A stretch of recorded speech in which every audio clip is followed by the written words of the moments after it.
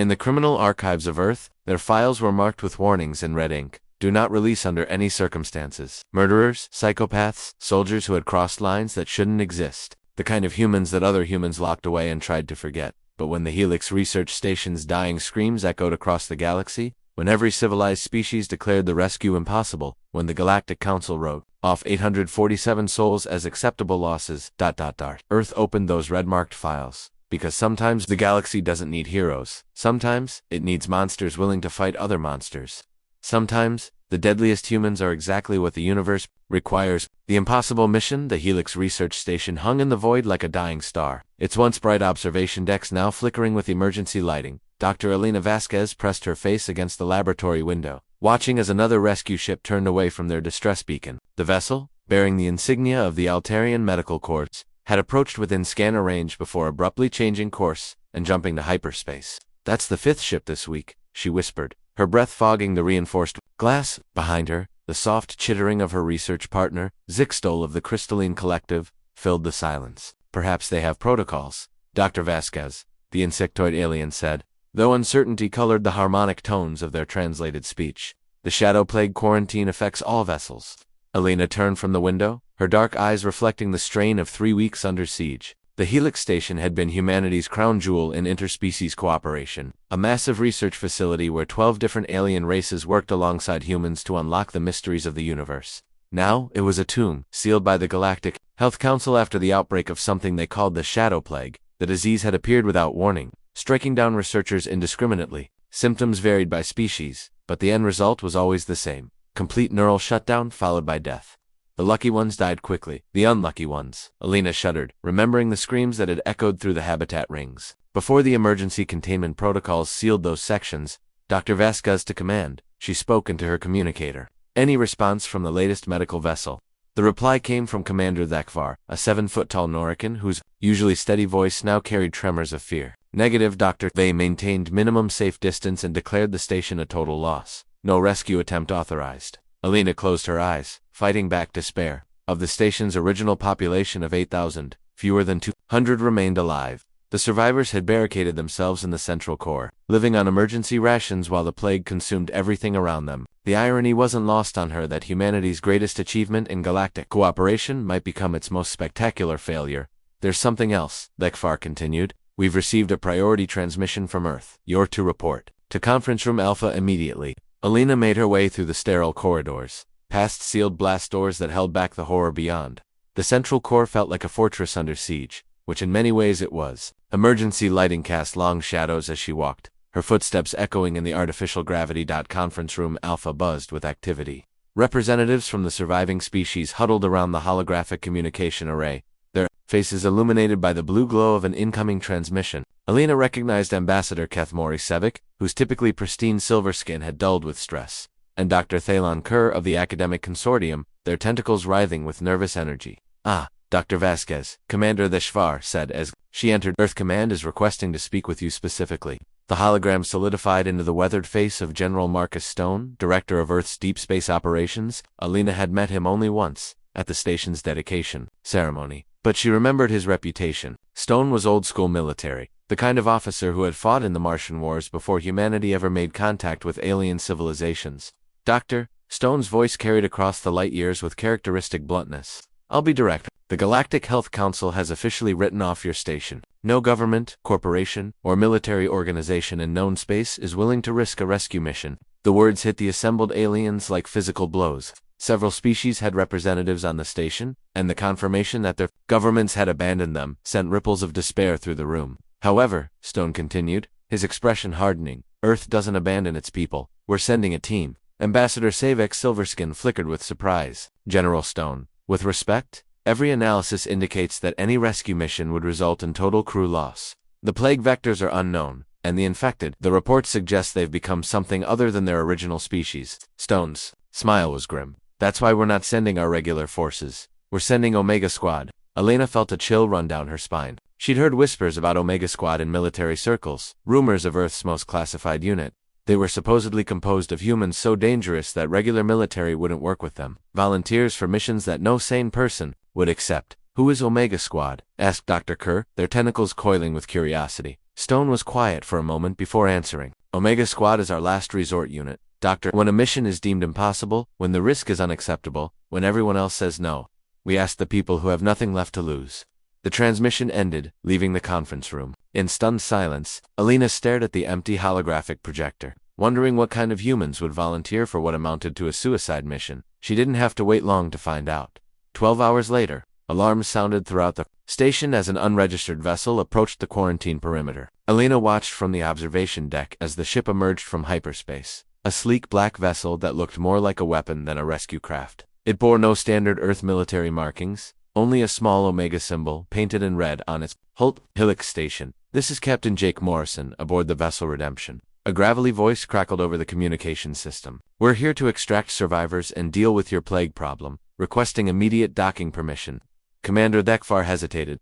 Captain Morrison, be advised that this station is under strict quarantine. The infection rate is 100% for any biological entity that enters contaminated areas. There was a pause. Then Morrison's voice returned with something that might have been amusement. Commander, my boys and I have been exposed to worse things than your plague. We're coming aboard. The docking process took 20 minutes, during which Alina found herself studying every detail of the approaching vessel. The ship was clearly military in design but heavily modified. Additional armor plating covered the hull, and she could see weapon systems that weren't standard Earth military issued. This was a ship built for war, not rescue operations. Alina made her way to Docking Bay 7, accompanied by a small group of alien survivors who wanted to see their potential rescuers. The airlock cycled with a pneumatic hiss, and thick atmosphere rushed out as the bay equalized pressure. The first figure to emerge made Alina take an involuntary step backward. Captain Jake Morrison was tall and lean, with a kind of weathered face that spoke of violence and hardship. Scars ran across his left cheek, and his gray eyes held the cold calculation of a predator. He wore black tactical gear that seemed to absorb light, and the weapons strapped to his body were unlike anything in standard military arsenals. Behind him came the rest of Omega Squad, and Elena's breath caught in her throat. She had expected soldiers, but these men looked like something from humanity's darkest nightmares. There was a massive man with ritual scarification covering his arms, carrying what appeared to be a modified plasma cannon. Another figure moved, with the fluid grace of a trained assassin, her blonde hair tied back to reveal eyes that seemed to catalog every possible threat in the room. Ladies and gentlemen, Morrison said, his voice echoing in the docking bay. I'm Captain Jake Morrison, and these are my associates. We're here to get you out of this mess. Ambassador Sevik stepped forward, their silver skin rippling with nervous energy. Captain, we appreciate Earth's assistance, but you should understand the nature of what you're facing. The Shadow Plague has transformed the infected into something aggressive. They retain some intelligence, but seem driven to spread the infection. Morrison nodded, checking a handheld scanner. We've read the reports, Ambassador. My team specializes in dealing with situations that regular forces can't handle. The big guy with the cannon is He used to work for Martian insurgents before he decided he preferred killing things that weren't human. The blonde is Sarah Kane. She was a corporate assassin until she got a conscience. Not sure which version was more dangerous. Alina found her voice. Captain, what makes you think you can succeed where everyone else has failed? Morrison turned those cold gray eyes on her, and for a moment she felt like prey being evaluated by a hunter. Dr. Vasquez, isn't it? The xenobiologist who first reported the outbreak. She nodded, and he continued. The difference between us and everyone else is that we're not afraid to get our hands dirty. My squad consists of killers, criminals, and psychopaths who volunteered for this mission because we'd rather die doing something worthwhile than rot in military prison. The brutal honesty of his words sent a chill through the assembled aliens. Dr. Kure's tentacles writhed in agitation. Captain, surely there must be more qualified personnel. More qualified at what? Morrison interrupted. At dying heroically, while following regulations. At maintaining proper formation, while being torn apart by infected? Doctor, my demolitions expert, is a former terrorist who once brought down a space elevator. My medic was dishonorably discharged for conducting unauthorized experiments on enemy prisoners. My sniper holds the record for most confirmed kills in Earth military history. He paused, letting his words sink in before continuing. We're not here because we're the best soldiers Earth has to offer. We're here because we're the worst human beings who still give a damn about saving lives. Sometimes, when the universe hands you an impossible situation, you need impossible people to solve it. Alina stared at Morrison, trying to reconcile his words with his presence. Despite his frightening appearance and brutal honesty, there was something in his manner that suggested competence, even protection. These might be dangerous men, but they had come when no one else would. What's your plan, Captain? She asked Morrison. Activated a holographic display on his wrist unit, showing a three-dimensional map of the station. First, we establish a secure perimeter around the core sections where you survivors are located. Then we conduct a systematic sweep of the infected areas, gathering intelligence on the plague's effects and behavior patterns. Finally, we locate the source of the outbreak and determine if there's a way to develop a cure or at least contain the spread. And if there's no cure, Commander Thekvar asked. Morrison's smile was cold as winter. Then we make sure this plague dies with us. My ship carries enough explosives to turn this station into cosmic dust. The infection stops here, one way or another. The weight of his declaration settled over the group like a shroud. These humans had come not just to attempt a rescue, but to ensure that the shadow plague would never spread beyond the Helix station. They were prepared to sacrifice themselves and everyone aboard if necessary. Alina looked around at her alien colleagues, seeing the same mixture of hope and terror in their expressions. These humans were clearly dangerous, possibly unstable, and definitely not the kind of people their governments would normally trust with such a mission, but they were here. When everyone else had turned away, as if reading her thoughts, Morrison stepped closer, his voice dropping to a level that only she could hear. Doctor, I know what you're thinking. You're wondering if we're really heroes or just monsters with good intentions. The truth is, in a situation like this, there might not be much difference. Alina met his gaze, seeing something in those gray eyes that surprised her. Behind the coldness and the scars, behind the reputation and the brutal honesty, was a man who had chosen to risk everything for people he'd never met. Captain, she said quietly, I'm glad you came. Morrison nodded once, then turned to address the group. All right, people, we have work to do. Omega Squad will begin sweep operations in 1 hour. I want all survivors to remain in the core sections until we've secured the perimeter. And remember, when the shooting starts, stay down and let us handle the monsters. As Morrison and his squad began unloading their equipment, Alina couldn't shake the feeling that she was watching something historic unfold. Earth's deadliest humans had answered a call for help that everyone else had ignored. Whether they were heroes or monsters would be determined by what happened next. But for the first time in 3 weeks, the survivors of Helix Station had hoped on to the nightmare. Their first screams echoed through the station's corridors 6 hours after Omega Squad began their sweep of the infected sections. Alina Vasquez sat in the command center, monitoring the team's progress through security feeds and biosensor readings.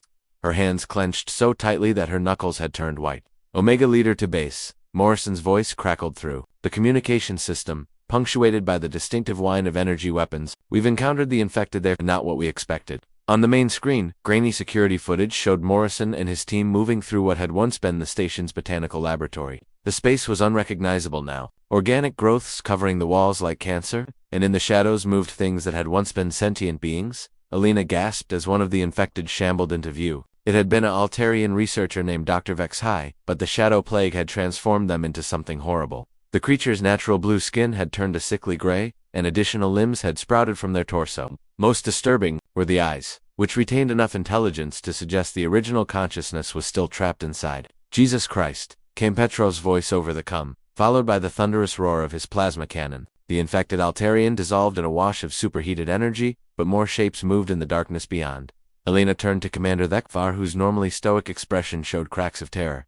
The plague, it's mutating them. This isn't just a disease anymore. It's transforming them into something else entirely. Dr. Kruer's tentacles writhed as they processed the implications. If the plague can rewrite genetic structure this extensively, then it's not naturally occurring. This level of biological manipulation requires advanced engineering. Before Alina could respond, alarms began blaring throughout the command center. On the security feeds, they watched as a massive infected creature, something that might once have been a Norican like Thekvar, charged directly at Morrison's position. Contact front. Morrison's voice cut through the chaos. Kane, take the left flank. Petrov, suppress fire on the big one. The tactical display showed Omega Squad's positions as they engaged the infected. Despite being outnumbered and facing creatures that seemed immune to conventional weapons, the humans moved with lethal efficiency. Sarah Kane, the former assassin, darted between the organic growths with inhuman grace, her modified pulse rifle taking down infected with precise hedge. Petrov's heavy weapons provided covering fire while Morrison coordinated the team's movements. Alina found herself holding her breath as she watched the battle unfold. These humans fought like nothing she had ever seen, their tactics brutal but effective. More importantly, they showed no fear of the infected creatures that had driven trained security forces to madness. Dr. Vasquez, Morrison's voice came through her personal comm unit. We need you to access the laboratory records for this section. Something's not right about this outbreak. Elena's fingers flew across her console, pulling up the research logs for the botanical laboratory. As she scanned through the data, her blood ran cold. Captain, the last logged experiments in that section were by a team of Kethmori researchers. They were working on something called Project Shadowseed. There was a pause in the communication, Then Morrison's voice returned with an edge of steel. Describe this project, Doctor. I am not sure. The files are heavily encrypted, and I don't have the proper clearance. Elena's voice trailed off as she realized the implications. Captain, if the Kethmori were conducting classified research on the station without our knowledge, then this wasn't an accident, Morrison finished. This was a weapons test. The revelation hit the command center like a physical blow. Ambassador Sevic's silver skin rippled with shock and anger. The Kethmori conducted illegal bioweapons research on this station. This violates every treaty in the Galactic Charter. Elena barely heard the ambassador's protests. Her mind was racing through the implications of what Morrison had discovered. If the Shadow Plague was an engineered bioweapon, then there might be a way to create a cure. But it also meant that somewhere, on the station, the original research materials still existed. Omega Leader, she called into her Captain, if this is engineered, then the Kethmori must have created some kind of control mechanism or antidote. We need to reach their laboratory. Morrison's response was immediate. Negative, Doctor. The Kethmori laboratory is in Section 7, which is completely overrun. My sensors are reading infected concentrations that would overwhelm even my team. But if we don't try, Dr. Morrison interrupted, his voice carrying the weight of command. I appreciate your scientific curiosity, but my mission is to extract survivors, not to conduct research. Section 7 is a death trap. Elena stared at the tactical display showing the layout of the station. Section 7 pulsed red on the screen, indicating maximum contamination levels. Every rational part of her mind agreed with Morrison's assessment, but the scientist in her couldn't let go of the possibility of finding a cure. Captain, she said quietly, what if I told you there might be other stations affected by this plague? What if the Kethmori weren't testing this on just us? The communication channel went silent for several long moments. When Morrison's voice returned, it carried a dangerous edge. Explain. Elena pulled up the galactic communication logs, her heart pounding as she found what she was looking for. 3 other research stations have gone dark in the past month. The Titan Observatory, the Deep Space Archaeological Platform, and the Nexus Trade Hub. All of them had Kethmori research. Teams on board? The implications hung in the air like a toxic cloud. If the Shadow Plague was being tested across multiple locations, then the survivors of Helix Station might be the only ones who could stop it from spreading further. Omega Squad, new priority. Morrison's voice cut through the tension. We're moving to Section 7, but first, we need intel on what we're walking into. Over the next hour, Elena worked with Morrison to piece together the layout of the Kethmori laboratory. The section had been sealed after the initial outbreak, but security feeds from before the containment showed the true horror of what had happened there. My God, whispered Dr. Kerr as they watched the final transmission from Section 7. The footage showed Kethmori researchers frantically destroying equipment as infected creatures poured into their laboratory. In the background, Elena could see containment vessels marked with biohazard symbols and genetic manipulation equipment. They were trying to cover their tracks, Elena realized. When the outbreak got out of control, they attempted to destroy the evidence. Morrison's voice crackled through the which means the cure protocols might still be intact. If they were planning to clean up their mess, they would have needed a way to neutralize the plague. Elena felt a surge of hope, but it was tempered by the tactical reality. Section 7 was overrun with infected, and Morrison's team was already depleted from their previous encounters. Petrov had taken a claw wound that required medical attention, and Kane was running low on ammunition for her specialized weapons. Captain, Elena said into her, "Come, I'm coming with you to Section 7. The response was immediate and predictable. Absolutely not. Doctor, this is a combat mission. With respect, Captain, you need someone who understands the Kethmori research systems. Their laboratory computers use bioneural interfaces that require a xenobiologist to operate. Without me, you'll never access their data." Elena could practically hear Morrison thinking through the tactical implications. Finally, his voice returned with reluctant acceptance. "Fine, Doctor, but you follow my orders absolutely. When I say move, you move. When I say hide, you become invisible. And if things go bad, you don't hesitate to run." An hour later, Elena found herself suited in improvised combat armor. Following Morrison and his team through the dark corridors leading to Section 7, the infected had been busy during the weeks since the outbreak, and the station's walls were covered with organic growths that pulsed with alien life. "Stay close, Doc," Kane whispered, her blonde hair barely visible beneath her tactical helmet. "The infected can sense body heat and movement.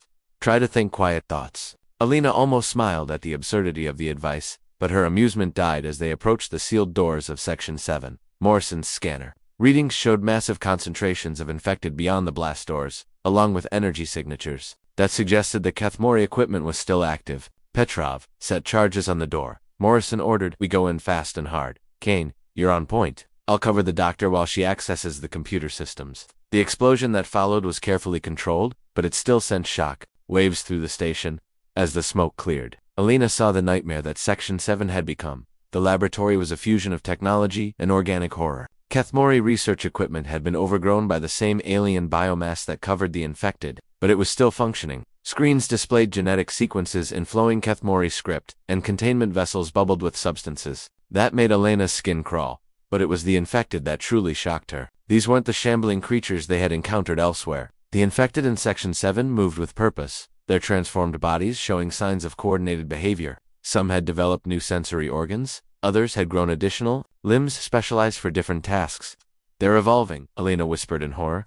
The plague isn't just transforming them randomly, it's optimizing them for specific functions. Morrison's response was a burst of gunfire, as one of the infected launched itself from the ceiling. Save the science lecture, Doc. We need that data now. Elena ran to the central computer terminal, her hand shaking as she interfaced with the Kethmori bioneural systems. The aliens' technology was incredibly advanced, using living neural tissue to process information at speeds that electronic computers couldn't match. As she worked, Morrison and his team fought a desperate battle to hold the laboratory. The infected seemed to understand that the humans were threatening something important, and they threw themselves at Omega Squad with suicidal determination. Got something? Alina called out as the computer systems responded to her commands. The Kethmori were developing a bioweapon for the hegemony war, Project Shadow. Seed was designed to target multiple species simultaneously. Can you stop it? Morrison demanded, his rifle cutting down an infected that had once been a security guard. Elena's fingers flew across the bioneural interface, accessing deeper levels of the Kethmori research. What she found made her blood run cold. Captain, they didn't just create a weapon, they created a cure. But ... She paused, her voice catching. The cure requires genetic material from an uninfected human. Morrison's gunfire stopped for a moment. What kind of genetic material? Elena's hands trembled as she read the Kethmori research notes. Livineral tissue enough to synthesize the cure would require. It would require sacrificing a human brain. The laboratory fell silent except for the sound of infected moving in the shadows. Morrison's team had managed to clear the immediate area, but Alina could see more creatures gathering in the corridors beyond. Dr. Morrison said quietly, "How long to synthesize the cure?" Alina checked the computer systems, her heart pounding as she realized what he was asking. 6 hours. Maybe 8 if the equipment is damaged. Morrison nodded, his gray eyes reflecting a decision that Alina knew she would never forget. Kane, Petrov, new mission parameters. We hold this laboratory until the doctor can synthesize the cure. No matter what comes through those doors, nothing gets past us. Alina stared at him in horror. Captain, you can't mean... Doctor, my brain scan is already in your medical files from the mission briefing. Use it. Morrison's voice was calm, almost peaceful. This is what we came here to do. As Alina began the synthesis process, tears streaming down her face, she realized that she was witnessing something extraordinary. These weren't just soldiers following orders. They were human beings choosing to sacrifice everything for people they barely knew. For species that had often treated humanity with suspicion and fear. The battle for Section 7 was about to begin, and Alina knew that whatever happened next would change how the galaxy saw humanity forever. Heroes from the shadows, the synthesis chamber hummed with alien energy as Alina Vasquez worked frantically to decode the Kethmori cure protocols. Around her, the laboratory had become a fortress under siege, with Morrison and his remaining team members barricading the entrances while hordes of infected gathered in the corridors beyond. Status report, Doc, Morrison called out, his voice steady despite the impossible odds they faced. Through the reinforced windows, Alina could see masses of infected creatures pressing against the barriers. Their transformed bodies working together with an intelligence that chilled her to the bone. The synthesis is at 30%. Alina replied, her hands shaking as she interfaced with the bioneural systems. But Captain, there has to be another way. The Kethmori research indicates that human neural tissue is required because of unique quantum resonance patterns in your brain structure. Maybe we could find an alternative. Morrison's cold gray eyes met hers through the chaos. Doctor, in approximately 4 hours, the infected are going to break through our defenses. In 6 hours, assuming we're all dead, Command will execute their contingency plan and destroy this station with nuclear charges. The cure gets synthesized now, or not at all. Before Alina could respond, an explosion rocked the laboratory as something massive struck the main barricade. Through the security monitors, she watched in horror as an infected creature that must have once been a maintenance robot tore through their defenses with hydraulic claws. Contact, Kane shouted, her pulse rifle spitting energy as she engaged. The mechanical monster, the former assassin, moved with deadly grace. But Alina could see that her ammunition was nearly exhausted. Petrov stepped forward with his plasma cannon, the scarred giant's face grim with determination. I've got the big one, he rumbled, his weapon charging with a distinctive whine. The plasma blast that followed turned the infected robot into molten slag, but Alina could see more creatures massing in the corridor beyond. Alina Morrison said, using her first name for the first time since they had met. I need you to understand something. My team and I, we're not good people. Before we volunteered for Omega Squad, we were killers, criminals, outcasts that society had given up on. This mission, saving you and your people, it's the first thing we've done in years that actually matters. Alina stared at him, seeing past the scars and the cold demeanor to the man beneath. Captain, you are good people. You came when no one else would. Morrison smiled, and for a moment the expression transformed his weathered face entirely. Maybe, but either way, we're going to make sure you get out of here alive. The next wave of infected struck like a tsunami of nightmare creatures. Alina watched in awe and terror as Morrison's team fought with a ferocity that seemed to transcend human limitations.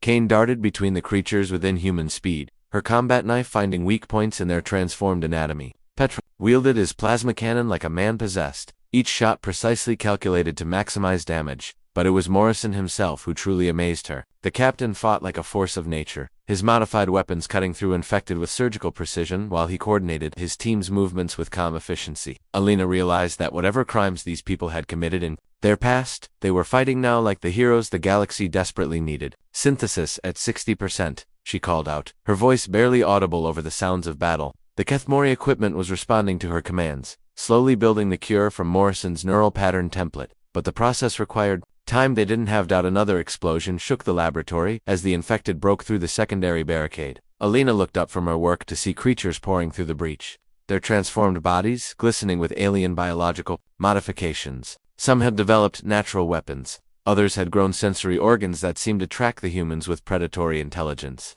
Alina, keep working, Morrison ordered, his rifle cutting down an infected that had once been a crystalline collective researcher. No matter what happens, don't stop the synthesis.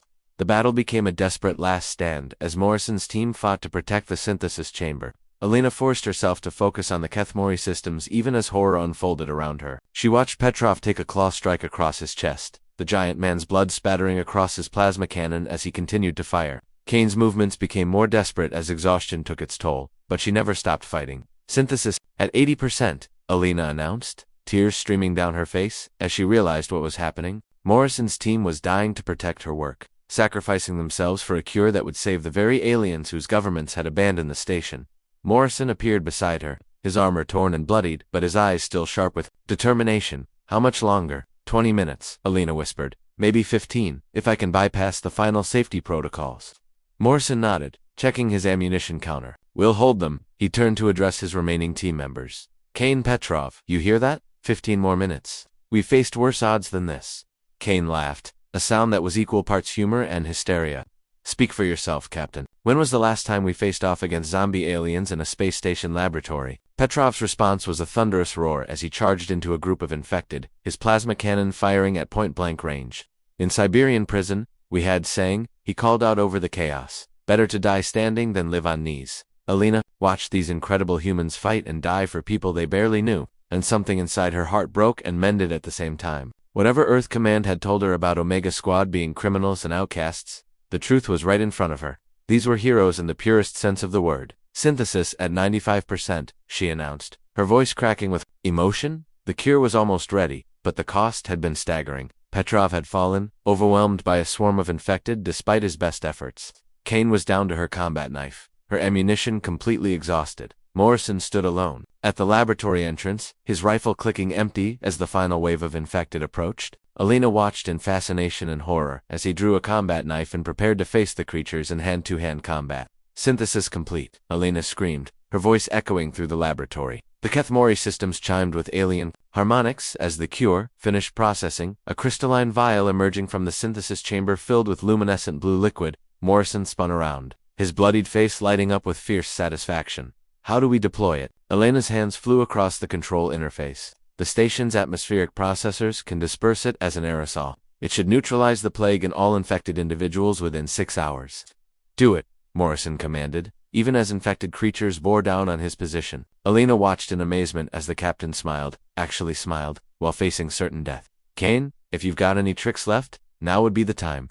The blonde assassin rose from behind an overturned table, her face streaked with blood, but her eyes blazing with determination. One more trick, Captain. She pulled a device from her tactical vest that Alina didn't recognize. Experimental neural disruptor, never tested it on alien biology before.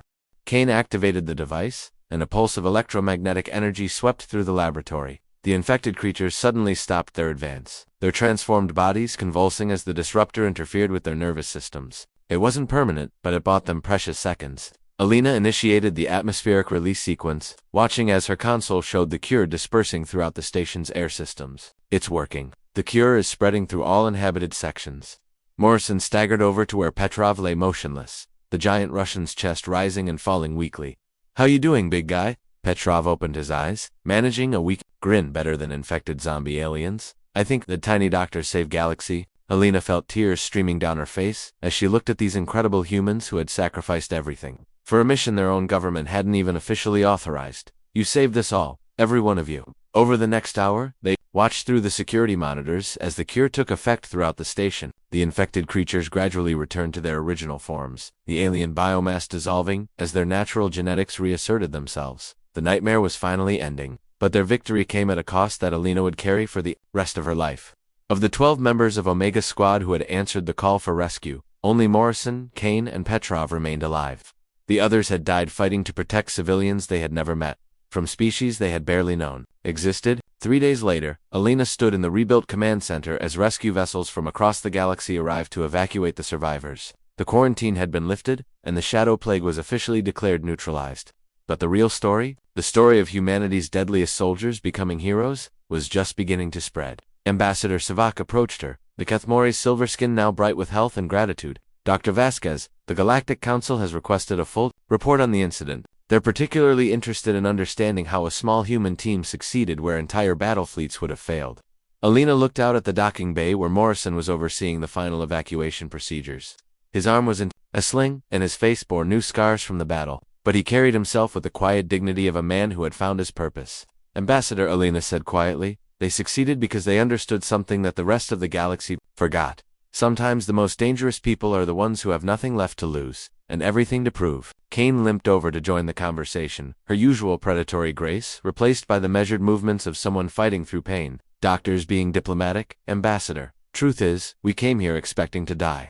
When death is already on the table, you can afford to take risks that sane people won't." Savik's skin rippled with curiosity. "And yet you chose to risk those lives for strangers, for species that many humans view with suspicion or fear." Morrison appeared beside them, having finished his duties. "With respect, Ambassador, that's where you're wrong. We didn't risk our lives for strangers, we risked them for people. Species doesn't matter when someone's calling for help." Alina watched as understanding dawned across Savik's features. The Kethmori had been struggling to comprehend how humans could so readily sacrifice themselves for aliens. But Morrison's simple explanation cut through the complexity. "The Galactic Council wishes to offer you formal recognition," Savik continued. "Medals, commendations, financial compensation for your service." Morrison shook his head. "We appreciate the thought, Ambassador, but we didn't come here for recognition. Omega Squad operates outside normal command structures for a reason. We're the people governments call when they need something done but can't officially authorize it." Kane nodded her agreement. "Besides, the real hero here is Dr. Vasquez. She's the one who synthesized the cure and figured out the Kethmori conspiracy. We just provided security." Alina felt her cheeks burning with embarrassment. "I couldn't have done anything without your protection. You gave your lives to give me the time I needed." Petrov, supported by a walking brace but determined to remain mobile, joined the group. "Is philosophical discussion? Yes. But important thing is result. Space zombies dead, good people alive, galaxy safer. Is good day's work." Alina couldn't argue with the Russians' simple assessment. Despite the cost, despite the horror they had all witnessed, the mission had been a complete success. The Shadow Plague had been stopped, the Kethmori conspiracy exposed, and hundreds of lives saved. But more than that, the galaxy's perception of humanity had fundamentally changed. Word was already spreading about the human soldiers who had volunteered for a suicide mission to save alien civilians. The species that many had dismissed as violent newcomers had proven themselves capable of extraordinary heroism. 6 months later, Alina stood before the Galactic Assembly, delivering her final report on the Helix Station incident. The Great Hall was packed with representatives from dozens of species, all eager to hear the details of humanity's first major rescue operation. The Shadow Plague was ultimately neutralized through a combination of human tactical expertise and collaborative scientific effort, she concluded. But perhaps the most significant outcome was the demonstration that heroism transcends species boundaries. When faced with an impossible situation, ordinary beings are capable of extraordinary sacrifice. The applause that followed was thunderous, but Alina's mind was elsewhere. She was thinking about Morrison and his team, who had returned to Earth and resumed their classified duties. The galaxy would remember them as heroes, but they themselves seemed content to remain in the shadows, ready to answer the next call for help that no one else would accept. Ambassador Sevik approached the podium as Alina finished her presentation. Dr. Vasquez, the Assembly has voted to establish a new protocol for emergency rescue operations. When situations arise that conventional forces cannot handle, we will formally request assistance from Earth's Omega Squad. Alina smiled, knowing that Morrison would probably find the official recognition both amusing and slightly irritating. Ambassador, I think you'll find that Omega Squad will be ready whenever they're needed. They have a saying, when the impossible calls, the expendable answer. As Alina left the assembly hall, she reflected on how much had changed since that desperate day when Helix Station had sent out its distress call. The galaxy now understood that humanity's greatest strength wasn't their technology or their military might, but their willingness to risk everything for others. The deadliest humans had become the most trusted guardians in known space, and Alina suspected that was exactly how Morrison and his team would want to be remembered. In the depths of space, where the darkness held terrors that civilized minds could barely comprehend, Earth's outcasts and criminals stood ready to face whatever threatened the innocent. They were heroes forged from humanity's shadows, and the galaxy was safer for their existence. The universe had learned a valuable lesson. Sometimes salvation comes from the most unexpected sources, and heroes can be found in the darkest corners of the human heart. The E&D, if you liked this story, please like it and leave your feedback in the comments. Subscribe for more stories.